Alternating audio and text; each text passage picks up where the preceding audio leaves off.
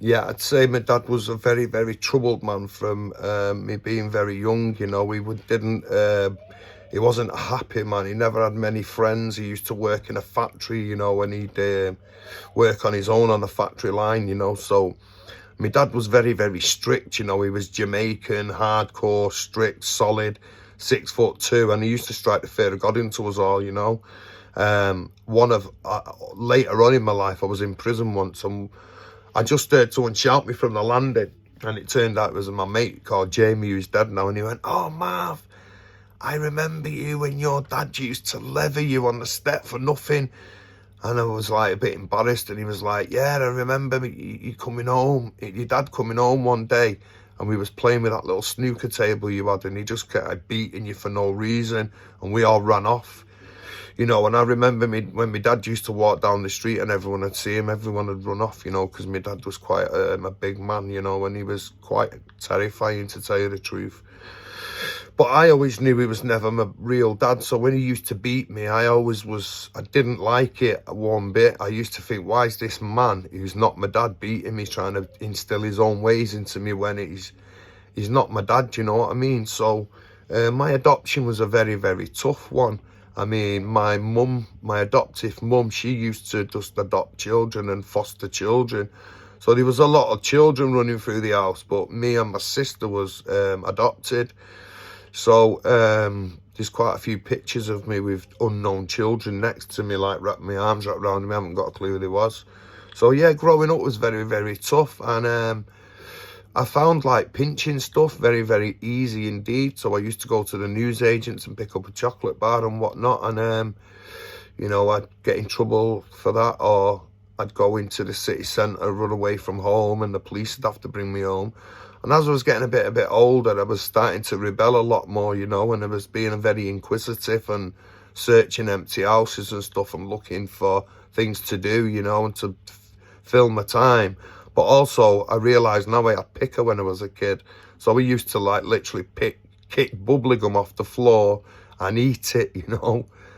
So yeah, I was very, very inquisitive and intrigued by everything. So I've realised now that when I used to go into the empty houses and stuff, and I used to see all the family things, like people in abandoned, like they left old toys and whatnot and stuff, I'd sit there and I'd watch it. I'd stand there and be looking around thinking, wow, what a family, like wondering what kind of family life they had and stuff. And I think it was just a bit of envious and sadness that I'd not had my birth family. You know, I always knew that my adoptive mum told me I was very special, but she said I was born in prison and my mum never wanted to give me away. So that was very hard for me to get on board, that my mum never wanted to give me away. So I used to wonder, why didn't she want to give me away? You know, what happened? What went wrong? You know what I mean? So I never thought about my birth dad much. I always just thought he never did the right thing by my mum by letting her sign me away, you know. So by the time I got to as old as I can remember, like I used to go in all the empty houses. There was a lot of abandoned houses. And when I got to about 8 years old, I was mooching in the empty houses, and I went upstairs and I've pushed the door over in a bedroom. Someone was asleep on the floor. And I ran off. I seen like loads of stuff in the room. I ran off. I went back the next day. Anyway, it was glue sniffing. So I tried it, started putting my mouth in it and blowing on it. And I was getting this like really, really crazy, intense feeling. I think I popped an Evo stick and put my fingers in it and just wiped it round. So I started really glue sniffing, and it sent me to this beautiful place what was very hallucinogenic and very, very colourful and nice. And it was just nice compared to like the sadness I was living in, you know. So I used to chase it more and more, you know. I was secretly trying glue and messing around with the glue and stuff. And I was also running away a lot. I mean, I remember being brought home a couple of times off the police for running away and stuff like that. So I was always running and running, but I didn't know where I was running to, you know. I hadn't got a clue where I was running to. It was just like as though I just wanted to get away, like, and probably I wanted to meet my birth mum, you know. I was running away to try and meet her, but that was never going to happen, because back then you weren't allowed to find your birth parents. Once she was adopted, it was just like they wanted you to move on and move as far away from your birth family as possible. So I knew growing up I had no chance of finding my birth mum and stuff like that. There was always this little tiny hope that I could find her one day, and it turned out I think I could have searched for him, but she could never search for me until I got to like my mid-20s or something like that. And I always thought, I wonder if she's going to come looking for me. But yeah, as I say, my childhood years was very troubled. I mean, I used to wrap my head around the pillow and bang my head off the pillow, like, to get to thousands, like many, right, counting numbers going on and on, just banging my head. And my adoptive sister used to say, I used to love that. He used to put me to sleep. And my adopted dad used to say, I hate that, it keeps me awake. So, you know, I was torn, but I couldn't stop doing it as many times as I got asked not to, you know. And I never stopped weeing the bed till I was like nearly 11, you know. I was it was getting into quite an age. So I remember staying out one day when I was about 10 to my mate in Wivenshaw. And I was scared of weeing the bed, so I stayed up all night. But yeah, that was about 11 then. But yeah, I went through a troubled time. So we moved house when I was 11, and we moved over this bridge. It was only like a canal and a bridge stopping it, but over there there's these big 4 flats. Well, there's more flats than that, but we call it the 4 flats.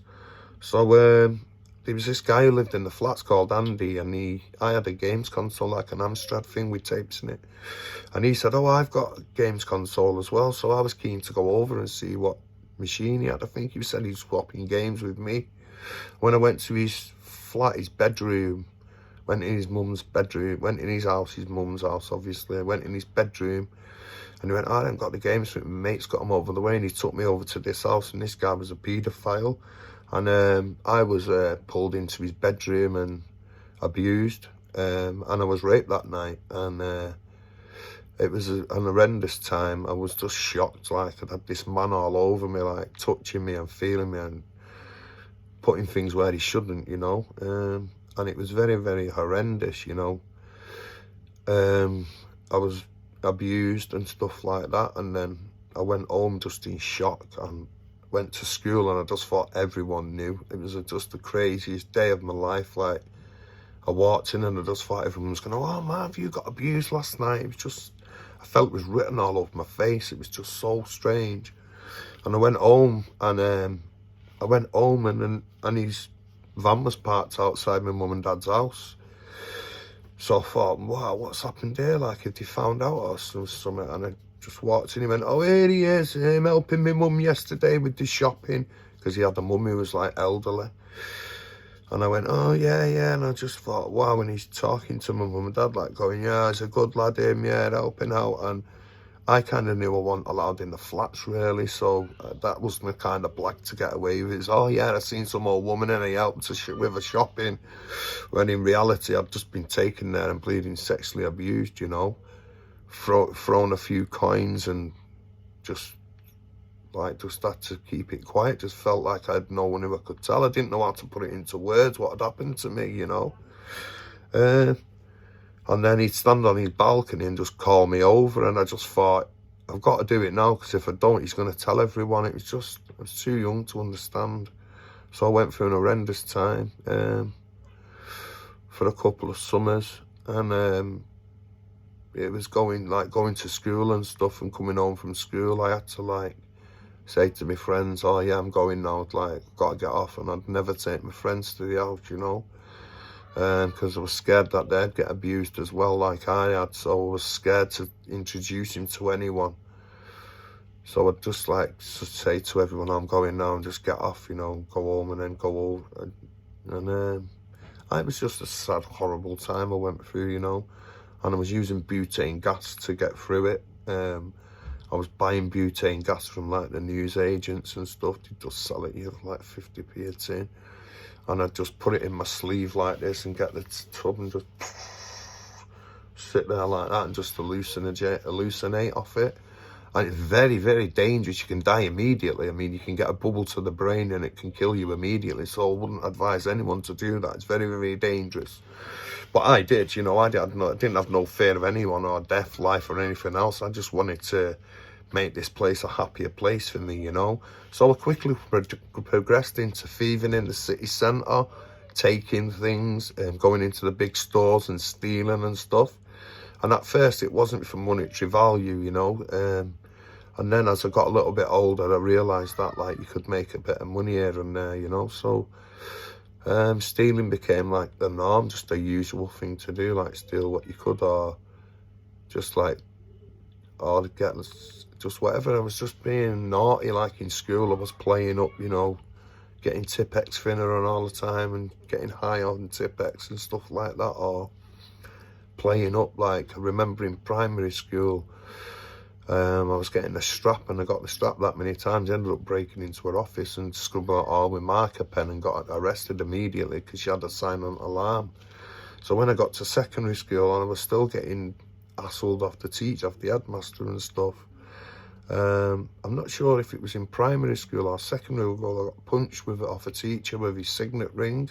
I left an imprint on my head, and I went home from school, and my dad went, "What's that on your head?" And I went, "Oh, teacher did it by accident." He went, "No, you fucking didn't. You've done something in school. What have you been doing?" And I'd just been playing up, you know. I couldn't think straight. Going through a bad time, you know. And in the evenings and stuff, it was started to go in the city centre, and sometimes, like earlier on, but when I was in Ancoats, we used to go on the beat with all the working girls and watch all the prostitutes that play down there. So I never forgot that area, you know what I mean? I always knew it was somewhere where I could make money from. So as I got a bit older and into committing crimes and stuff, and we was doing street robberies, I was doing street robberies all over the city centre, you know. There was a gang of us who used to hang around there, the car parks and stuff. Runaways and stuff like that, and they was my friends, you know, people who was kind of lost and stuff. So it was quite a troubled time, you know. I was struggling a lot. Like I say, drugs became my go-to, you know. Me and my friend, when I was about 13, just getting on to 14, I mean, the abuse had stopped by then because I was old enough to tell him no, and I would just ignore him and walk past his flat and stuff like that. And we started selling drugs for a woman called Joanne, who lived in another block of flats just behind them four, nearer to the city centre. I was just selling through a keyhole, spy hole, diamond shape in the door, selling sticks of cannabis and stuff. And then the dance music era started, and ecstasy and LSD and amphetamine started seeping into it and my world, and I was just loving it.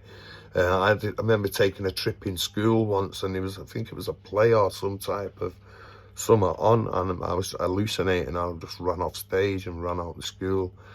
Drugs was a very, very big part of my life from very, very young. And like I say, I'd stopped doing the gas, and then everything I've ever done, and I've stopped it, I've never went back to it really. So like, I've stopped messing with the glue, and never do it again. Tipp-Ex, never done it again. Any solvents, I stopped. Gas, I stopped. Amphetamine, I stopped.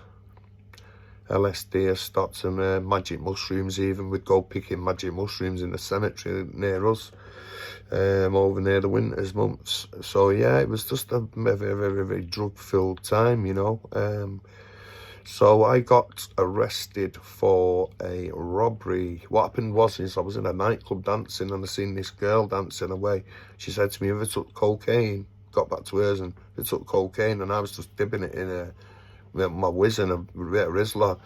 And I kind of said, yeah, but I meant no. I was like, yeah, kind of. I've had it before, just showing off. And she come in with a crack pipe, and I sucked on that, and I immediately became a crack addict. And that was my life then, just committed crimes and just in and out of prison. And I did that for 20 years. And then after that, I got onto the spice for a couple of years when it was legal. So spice was the worst than any drug I'd ever had. I mean, I'd had some drugs in my time, but spice is horrendous. It's rat poison, isn't it? Synthetic cannabis. So I got addicted to that for a couple of years, and I was bringing it to Manchester city centre as well, and no one had seen it before. And I feel quite guilty to this day for bringing it to the city centre. I just wish I'd never killed most of my friends, because like about 80% of them are now dead. And a lot of them overdosed on the street through the spice. So it was a very, very dangerous drug, and it's still prevalent now. It's flooded the prison system. It's all over it. The homeless love it because it keeps you warm. I mean, it warms your blood up, but what it's doing, it's cooking your insides. So to this day, I still get these crazy sweats, like just crazy, like I've just jumped in a hot bath. So yeah, just immediately, and that happens multiple times a day, you know. And that started with the spice, and it never stopped. And also I used to get these crazy anxiety attacks where I'd wake up in the morning, just roll around on the bed for about 6 hours till 2. And then I'd wake up and, I'd get up and the first thing I'd do is reach for spice, you know, and then it'd just happen again the next day. So it was a drug-filled life, you know, but there is a chance to change for everyone, you know. I want people to know that you can change, you know what I mean? The power is within you. You've got the tools, you've got the access, you can unlock it yourself. You don't need anyone to tell you that you can do this. So, yeah, if you've got any struggles, any problems, any addictions, you can do it yourself. You don't need anyone to tell you that, you know. But I'm here to tell you that you can do it, and you can change your life around tomorrow. Anyway, it's been great speaking to you guys, and please subscribe. I love you guys. Thank you very much for listening to me. Have a good day. Bye.